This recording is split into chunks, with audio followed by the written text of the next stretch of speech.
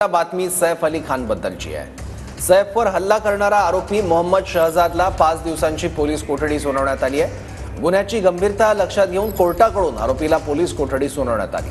सैफ हल्ला प्रकरणात कोर्टाने आंतरराष्ट्रीय पातळीवरच्या कटाचा संशय व्यक्त केलाय। आरोपी बांगलादेशी असल्यामुळे आंतरराष्ट्रीय कटाचा संशय नाकारता येत नाही असं कोर्टाने निरीक्षण नोंदवलंय। सरकारी वकिलांच्या माहितीनुसार आरोपीने भारतामध्ये अवैधरित्या येऊन वास्तव्य केलेलं आहे। सैफ अली खानच्या घरामध्ये शिरून त्याने तिघांना जखमी केलंय। इथे त्याला कोणी मदत केली का याचा तपास करायचा आहे। आरोपी असणारा चाकू हस्तगत करायचा आहे। आरोपीने हल्ल्यानंतर कपडे बदलले होते ते शोधायचे आहेत। आरोपीची 14 दिवसांची पोलीस कोठडी मिळावी।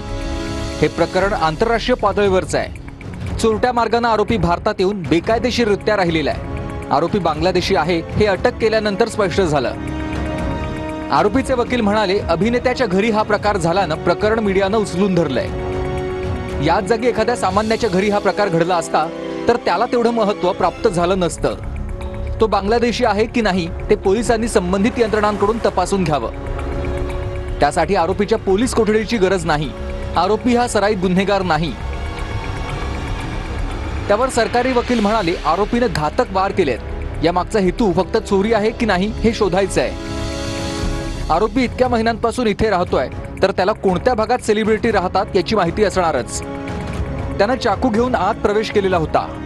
इतकी सुरक्षा असतानाही आरोपी आत कसा गेला हे आम्हाला समजून घ्यायचंय। आरोपी हा सराईत असल्याचं दिसून येतंय। त्याच्या कपड्यावर रक्ताचे शिंतोडे असण्याची शक्यता आहे। त्यामुळे तेही आम्हाला जप्त करायचे आहेत। आरोपीला कोणी मदत केली आहे का?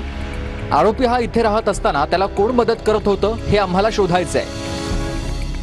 आरोपीने या सगळ्या परिसरात रेकी करत असताना प्रत्येक परिसराची पाहणी केली असण्याची शक्यता आहे। त्यावर कोर्टाने म्हटलंय, आरोपीला पोलीस कोठडी देणं गरजेचं आहे। गुन्ह्याची गंभीरता पाहता आणि तपास प्राथमिक टप्प्यात असल्यानं पोलीस कोठडी महत्त्वाची आहे। आरोपी बांगलादेशी असल्यानं यात आंतरराष्ट्रीय पातळीवरचा कट रचल्याचा संशय नाकारता येत नाही। आरोपीला 5 दिवसांची पोलीस कोठडी सुनावण्यात आली आहे।